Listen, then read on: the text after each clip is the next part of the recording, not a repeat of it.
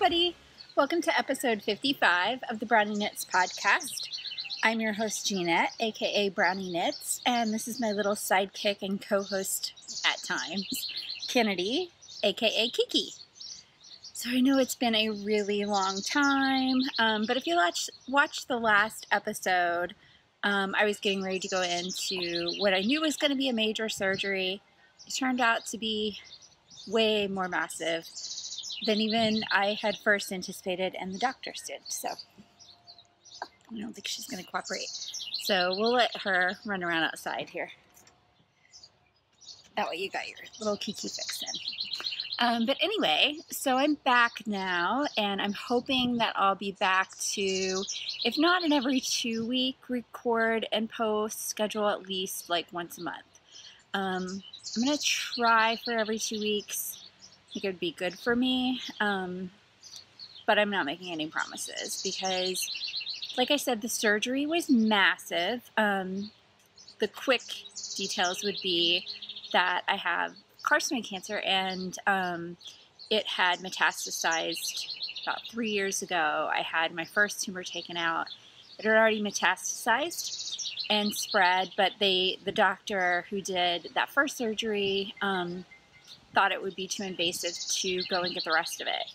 And I had, several other doctors look at it and say, no, I can't do this. And then late last year, in 2016, I started developing a lot of symptoms that were similar to the first time I had to go in. And I found a new oncologist, and he was able to connect me with a surgeon who takes on cases that are undoable. And so Dr. Nakib helps me out, and he took out a lot.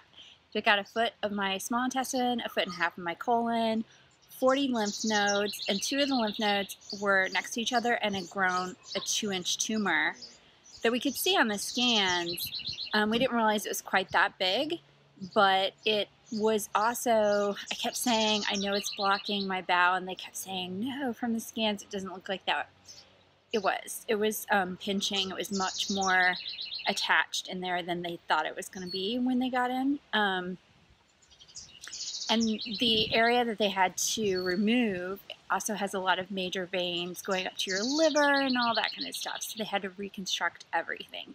So it was a massive surgery and massive recovery, and it takes initially 6 to 8 weeks for incisions to heal, but for this surgery it takes a year for your body to make the adjustment, because your system has to adjust to being shorter in length. It has still have plenty of length, but it's not used to doing all that it needs to yet. So lots of medications and lots of staying at home for me. It's my comfort zone right now. So even though I'm over 3 months out from surgery, I still don't venture very far afield. We do have like a short trip to my in-laws' house planned for next week. I'm quite nervous, but hopefully it will go well.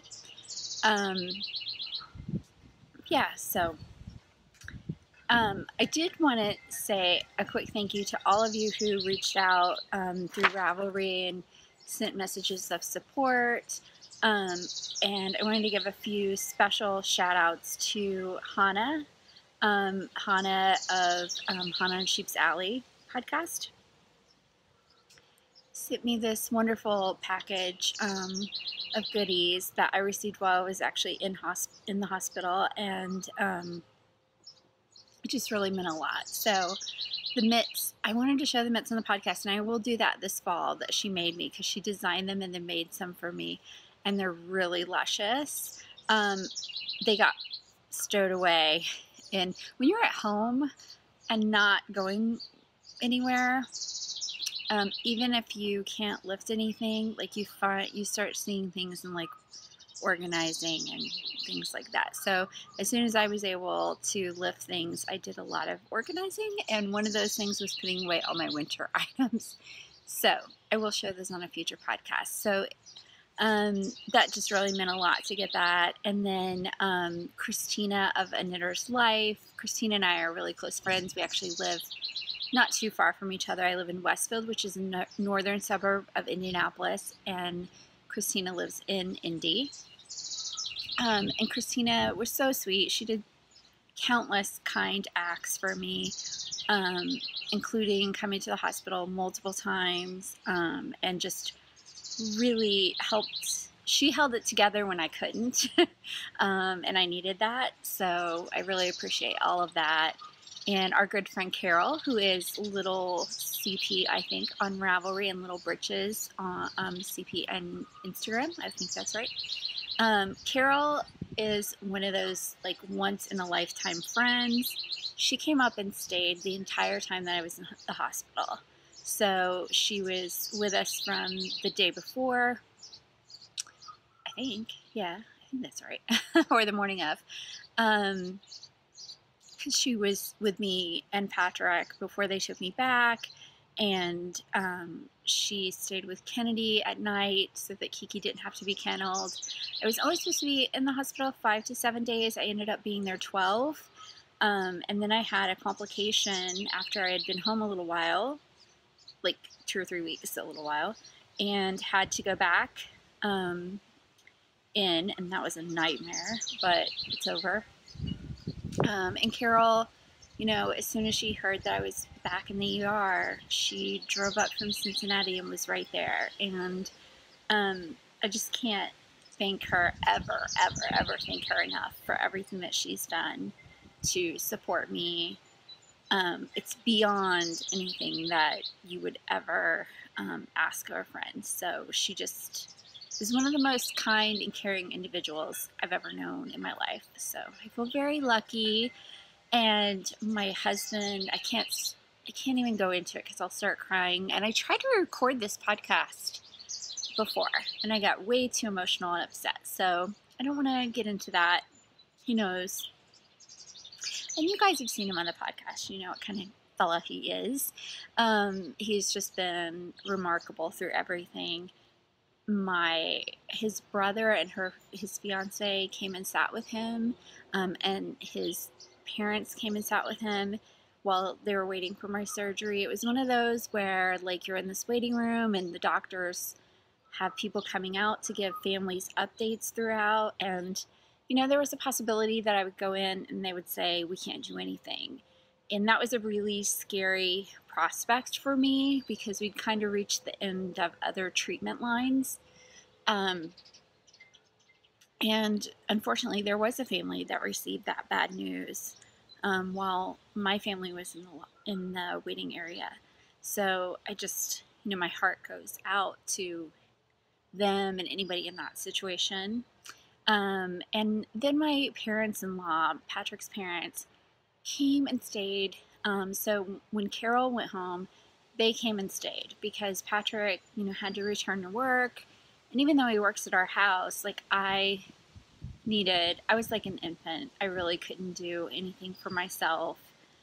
I do not miss that walker and the shower seat and all of that stuff. Like I don't miss any of that.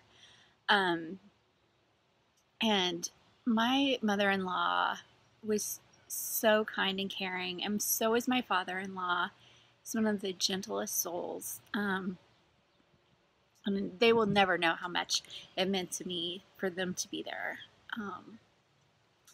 And so I'm just going to let that, you know, segue in to my mother-in-law knew that I was going to be pretty immobile for quite a while. And believe it or not, I did not knit or crochet. Yeah, or crochet for 43 days.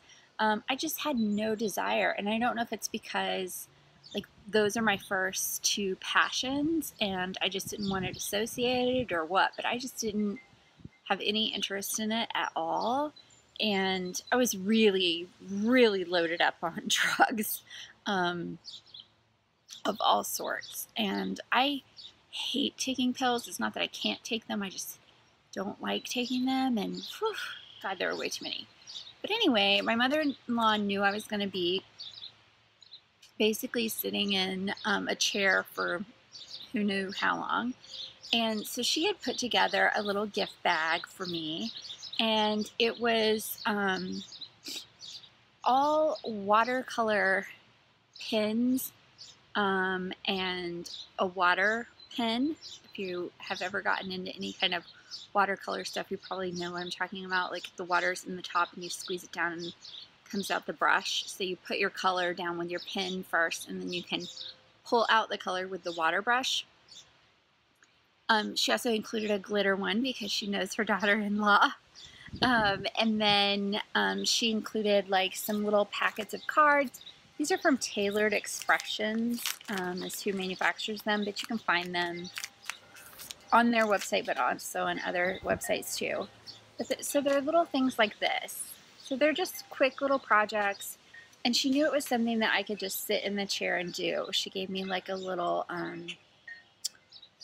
clipboard kind of thing to hold the card, and then gave me the pens and stuff. So I did a lot of these, and then you can attach these to cards, like, and you know, make a greeting card. And so I've been doing that for all the birthdays and everything that we have in our family and friends circle.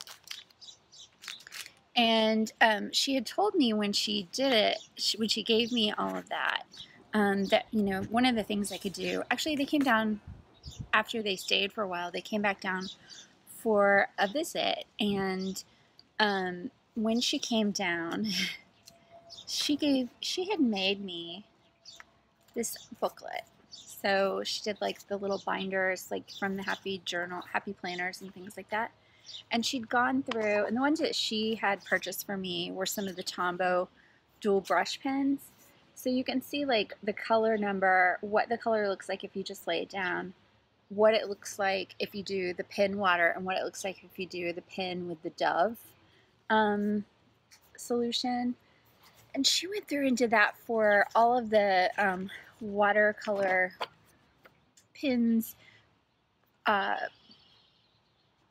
pencils, crayons, brushes, everything, distress markers, all that she has.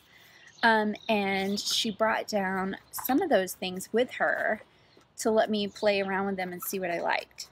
And I loved the feel of the zig. I'm trying to find them in here so that I can tell you guys more information. They're made by Zig, although I want to get these too. These Peerless watercolor sheets. So they're actually sheets of paper with the watercolor on them. I'm going to get those. Zig Clean Color Real Brush. So, yeah, of course it was the second page. I was flipping all over. So you can see kind of the colors there that they offer. So I did end up getting some of those. And I then stamped. So I got some stamps, and I stamped with waterproof ink onto some distressed watercolor cardstock, the stamp, and then used my zigs and my watercolor pen brush thingy to pull out the color. So you can see like how I kind of added some texture to the sunflower there. And on some things you do more just straight. It's almost more like coloring because there's not enough room to really put the water on there and have it go anywhere. But she had stamped after she heard I was still having continued kidney stone issues. It's just awful. Like, I didn't have kids because I didn't want to go through labor, and then now I've had 6 kidney stones, and everybody keeps telling me they're worse than having a child. I can't imagine. Gosh. Anyway, so she had sent me she actually went and stamped, because she has a lot of stamps, so she went through and stamped a bunch of cards for me when she knew I was still struggling a bit, and sent those down. And so that was one of them that she did. So a little fall decor there. A lot of these are autumn kind of things, actually. This is one I found that I liked, that I thought would be cute for cards. This little owl with the pumpkins. So anyway, that's been a lot of fun to work on, and just kind of, you know, like a little craft to enjoy. And if I can't think straight, like, and can't do any other craft, I've been able to do that one. But I also, and I've done this several times in my life when I get into really, I don't want to call them bad situations, but they're not good. Mostly after my surgeries or a lot of doctor's appointments, because I just hate the doctors. I don't hate my doctors, I just don't like doctors, I should say. But anyway, I tend to jump to cross stitch. So I thought, okay, I'm going to go through all of my cross stitch things that I already own. I'm not going to go shop and buy more. I'm going to go through what I have and try to finish some things up. So I only had to do a little bit more on this one that I'd shown on the podcast before. This is Snow Fence. And sorry about the glare. I don't know that that's avoidable. Anyway, this is Snow Fence, and I'll put up, but the buttons are from just another button company. That's who it's from. And I thought it was quite funny and cheeky how they had the buttons arranged. That's all I'll say about that. But I almost had it done last year, and I thought, well, I'll just go ahead and finish it up. So I did that, and that was quite fun to do. And then I really like Lizzie Kate cross stitches, and I had a set of 4 like her little snippet cross stitches, and first I did summer, and that's here. And by the way, that is not Kennedy. If you hear a dog barking, that's not Kiki. I don't know what's going on. Here I was all worried about people mowing their lawns, and there's some dog that won't be quiet. But anyway, here's the summer sampler snippet from Lizzie Kate. And I had all this already, so I just stitched that up and popped it into a frame. I like to frame things myself. The back is not very pretty. I'm going to show it to you just so I can explain what I do. But so here's the back. I just folded over my excess fabric. The reason that I do that, one, I'm too cheap to send it out to be framed. But 2, this one in particular, I also have the autumn, spring, and winter snippets to do. So I'll just switch them out for each season and use the same frame over and over. And this is the autumn sampler from Lizzie, also from Lizzie Kate. And a lot of them have buttons, and all the buttons are from just another button company. I just thought it was so cute. I'm working on the winter one right now, and then I'll do spring. So I did this one in the spring so that I would have it for summer. So I'm just kind of working my way through that. So, but they go fairly fast. Sometimes I mess up and have to rip back, and I don't like that, but whatever. And then this one is also Lizzie Kate, and it's also like a summer one. Thought it was super cute. And it is on more like an 8.5 by 11 fold out cardstock pattern. And within that, it then has all 4 seasons. So, and they're smaller than the other one. There aren't as many little motifs to do. But I'm going to do the same thing where I can switch it out to the different seasons using the same frame. So I need to whip up autumn here pretty soon. So yeah, so I did a lot of artwork, a lot of cross stitching. There's a lot of cross stitching actually. And then I've also been knitting some socks. And we do have our knit all the socks knit along going on in the Brownie Knits group on the Ravelry board. So you can go and upload the photos of the socks that you've completed for 2017. I've been very neglectful in uploading stuff to Ravelry, so I need to sit down one day and do that. But I promise that in the next episode, so episode 56 of the podcast, I'm going to draw a winner and from that thread, and you'll receive at least a skein of sock yarn, but you'll probably also receive some other little goodies to go along with that. So upload your socks. They don't have to be anything other than they need to be completed in 2017. They could have been started before 2017. They can be any pattern. They can be vanilla. Whatever.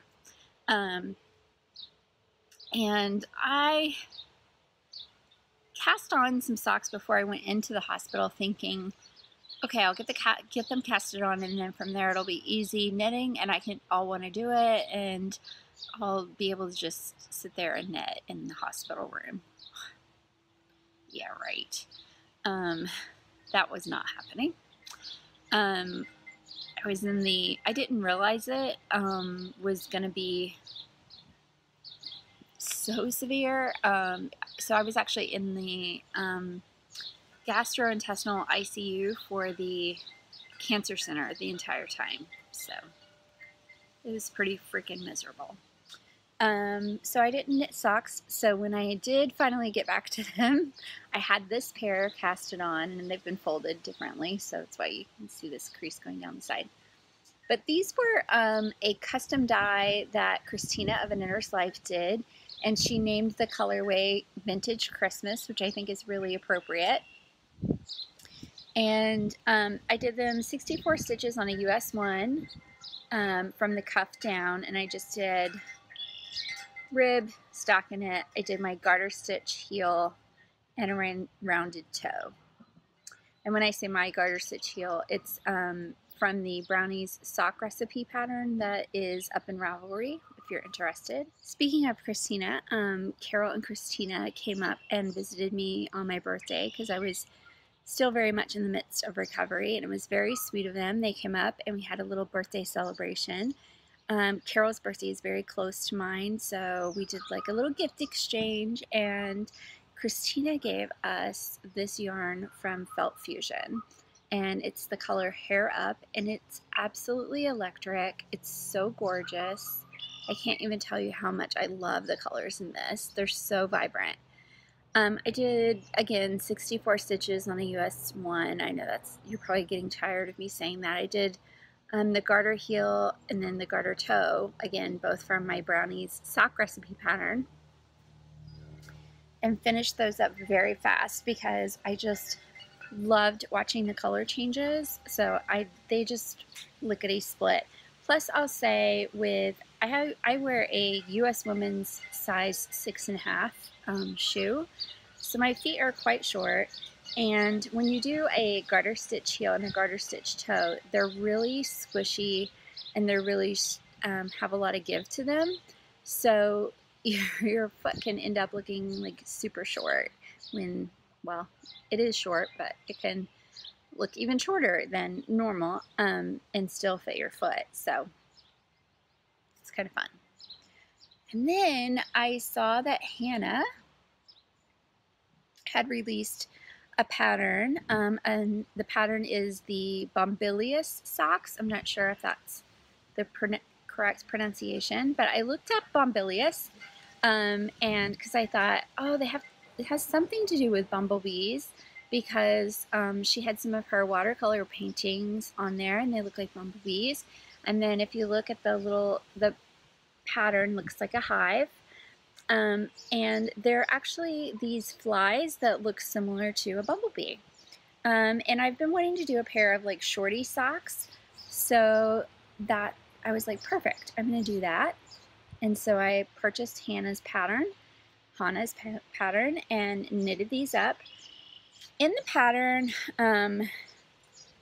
she tells you what size she made, and that is shown in the photos, and then tells you how to make them bigger or smaller. I used a needle size smaller than what she calls for in the pattern, and then even though my foot is quite a bit shorter than hers, because I dropped my needle size and was knitting a tighter gauge, I followed her instructions as written in terms of how many repeats and stuff for the length, because they are worked from the toe to the cuff. And yeah, so I just followed those along, and it worked out quite well. And if you do have teeny tiny feet, you can get this out of one ball of Knit Picks Felici, and this is out of the color Sunset. So there you go. So I have my little shorty socks with some air ventilation. so I can wear inside in the air conditioning if it's I get a little chilly or whatever. And so after I casted off those or bound those off, I thought, okay, you've got to get back to what you started knitting, your socks you started knitting right after Christmas, because Patrick gifted me with the pattern and yarn to make some Doctor Who socks. So I got out my Doctor Who bag that I had made myself. I made one for me and one for Carol a couple years ago, I think. So it has the exploding TARDIS on the inside, and that's what's on the panel on the out. And the pattern is Socks for Traveling Through Time and Space by Kate Atherley.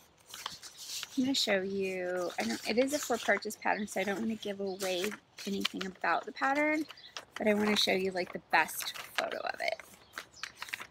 So I'm going to fold it really fast so you can just see the photo. So it mirrors the Doctor Who scarf, and you actually have the option in the pattern to do knee-high or just like mid-calf. I'm going to do the knee-high. Patrick got me Lorna's laces. I originally asked for the kit because it was all kitted together. They didn't have that, and he was so sweet. He went and found all the different colors and bought them for me. So I have plenty of yarn to make them knee-high for me. And I'll show you where I am so far. So I've finished up the foot part of the sock and did the gusset and the heel flap, and now I'm going up the leg. So, and I have to say that I really, no offense to the designer, because this is used a lot, so it's not, I'm not meaning anything by it for her. I just absolutely hate doing short row stockinette. I just have to fiddle around so much. I'm fine with the knit stitches when you have to knit them with a wrap. Every purl feels like I have to go through all the steps all over again in my head, but I worked it out. It's fine. And it doesn't stop me from doing a pattern. And I know why it exists and all of that. So, but do beware that you have to do a short row stockinette there. But yeah, so I'm knitting along, and at different points you need some really around the heel, and then when you start increasing for the leg you need some stitch markers. So I had little owl stitch markers for Doctor Who. So Patrick got a chuckle out of me when he realized what I was doing there. So, so those are my socks that I'm knitting on for right now, and probably will be up into the next podcast. Hopefully not beyond. Hope I can get them done by then. And so I'm just not going to let myself start another pair of socks until I get those done. And then I've got loads of sock yarn. I realized that I was gifted quite a few skeins of sock yarn since I've last podcasted. So I have those lined up to knit with pretty soon. And then somehow, maybe the universe felt sorry for me. But, I was laying immobile and just flipping through Instagram one day. And I thought, oh my gosh, could it really be? Like, does Trailing Clouds really have Mind the Gap for sale? Or is this somebody posting, that they're knitting socks? So I sent the link to Patrick and said, hey, can you snag this for me? And I got one. I was so excited. I've been stalking this for years to get a skein. So it's from Trailing Clouds. It's Mind the Gap. And it's BFL and self-striping. So it's 75% wool, 25% nylon. 464 yards. It's really good yardage. It is 100 grams. So I'm so excited to knit these into socks. I cannot wait. So I know it's so pretty though. I keep like, I'll wait because it's so pretty to look at. But then, yeah, definitely have to knit them up before weather here turns cold. And I've got a long time to do that before that happens. So those are my sock adventures at the moment. And then when Christina and Carol were here, we were chatting about, I had one of my crocheted small granny squares where you make the little ones that all connect in together. I had that on my ottoman, and we were talking about that, and Christina said, you know, she's doing one where it's just, I think it's double crochets back and forth in rows. And she said, but I really want to do a big granny square. And I said, you know, I've really wanted to do that too. I've seen numerous people doing that on Instagram. And so I did. And here is mine. And I've been using up leftover sock yarn from my projects. And then the pink that you see is Knit Picks Hawthorn in the color Turkish Delight. And so you can see it just is a big, huge granny square. Right now it's about the size of like a crib, fit like a crib blanket, or a crib size blanket, I guess is what I'm trying to say. It's really, there we go, there's some accurate color. So yeah, it's just really relaxing. Was planning to make it like big enough for our guest bed, which is a full-size bed. And you know, even crib size, it's already taken quite a long time to get around. So yeah, we'll see how long it takes me if I do a full size. The wind is really picking up here. It's been really pleasant the last few days with no humidity, really pleasant 70-degree temperatures. But I think that's all going to change here in a little bit. I think we're supposed to have a storm this afternoon, and then it's going to be in the 80s. So we had some blistering heat a little while back. But luckily right now we're not getting the blistering heat that so much of like the West Coast is getting. I feel so bad for them because so many of them are in areas that don't usually get this hot, so they don't have air conditioning. At least here we're used to that. Oh, I do have the, I've been wearing it as a bracelet because my neck is a little bit too big. That Hannah made, and so I wore this when I was in the hospital, and there were times where I just focused on it because the pain was really intense. So yeah, thank you, Hannah. Yeah, that's the Turkish Delight, so you can see for the Afghan that I just showed. So the other thing, oh, and I'm using a USC hook, so 2.75 millimeters. The other thing that I saw on Instagram over and over and over, so I'm really late to the game, was the So Faded sweater. And for a long time I thought, no, I'm not going to do it because I have my Fox Crossing sweater that I need to finish. I've got the yoke done and I need to knit the body of it and the sleeves. And I thought, I'm going to make myself finish that first before I start to So Fade it. And then I was like, whatever, you've been through way too much, just get it. So I went on the Simply Socks website and picked out some yarns. And so remember I was going based on what it looked like on the computer screen. So I picked them. It's a lot of hedgehog. It's all hedgehog. But I picked these two thinking this would be the top because I love red, and then go into that. on screen this was much, much darker. It's even showing darker on the screen here. I thought it was all going to be more like this.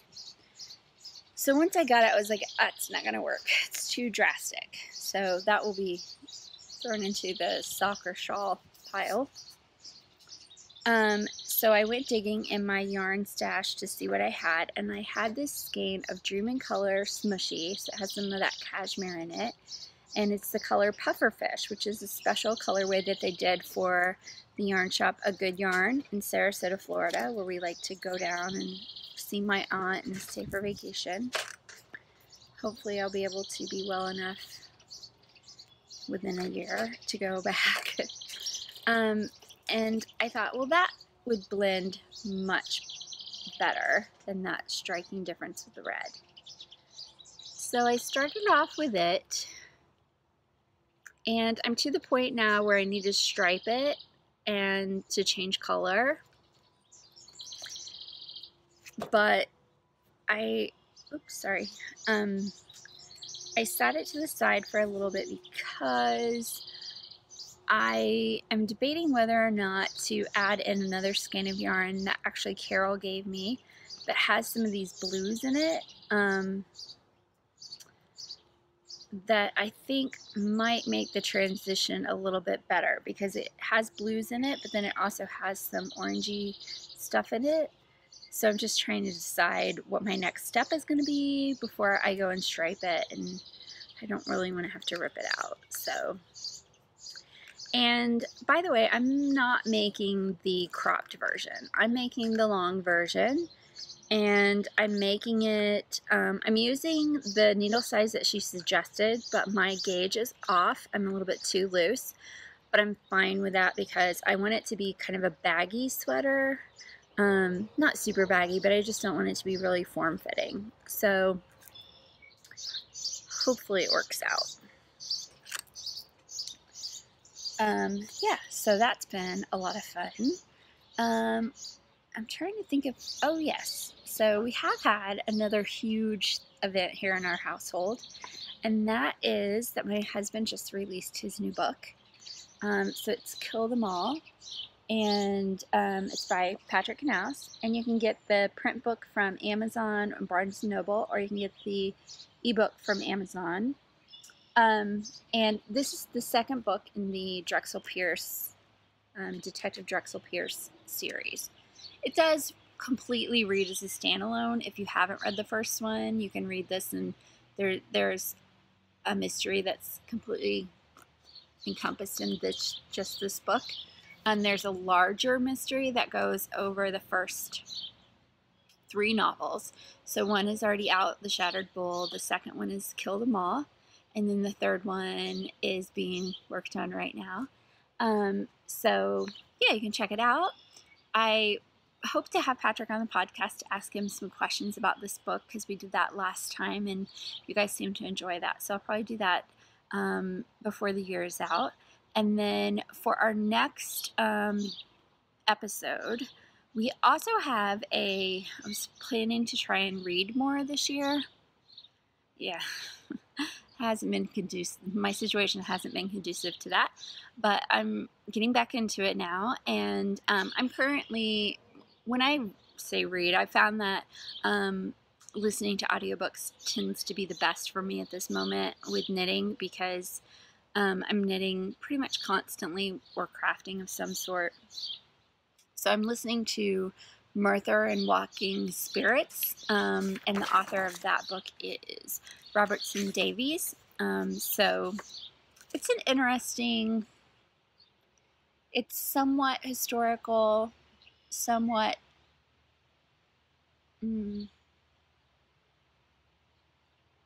well, I don't want to give too much away. It's a different type of book, so you can check it out if you're interested. But in our next episode, as part of the Knit and Read 2017 that we're having in the group, and there is a thread for you guys to say what you're reading and give recommendations to each other and stuff. In the next episode of the podcast, I'll draw a winner from that list, from those entries of conversations, and the winner will win a copy of Patrick's newest book. So along with some kind of coordinated yarn and goodies. So pop up there, let me know what you're reading. I would love to get some recommendations from all of you. I have an Audible subscription. I got really far behind because I just couldn't really keep my attention span on anything when you're loopy like that. So I have a list of 6 or 7 novels that are just waiting for me to press play. But I'm always looking for good book recommendations. I tend to like a lot of mysteries, but I also like stories, family stories and that kind of thing too. And I'm not sure if it's out internationally yet. It might be because it's been a few months since it wrapped, more than a few months since it wrapped up in the US. But I really enjoyed Big Little Lies. Yeah. So the TV series that was based on the book. And I really love all of her books, but I thought they did a great job with that television series. I really enjoyed all of the women in the cast. I thought they did an amazing job. So if you're looking for something to watch versus read and you haven't watched that series yet, it was really, really well done. And the little girl, one of the younger daughters, Reese Witherspoon's character's daughter, has impeccable music taste. So if you're looking for some good music to latch onto, I love some of the songs from that show so much that I had those put into my playlist and have been listening to those. So right now at this point I'm just babbling, but it feels good to be back. I hope that you guys are all doing really well and that you have had some wonderful time crafting wherever you are in your corner of the world, and I can't wait to hear from you and just kind of dive back into things. So I'll be here sitting on the deck as much as I can until it gets nasty, humid, hot, and then I'll go inside and I'll sit in the air conditioning and wear my Bombylius socks. So until next time, happy knitting and crocheting. Bye-bye.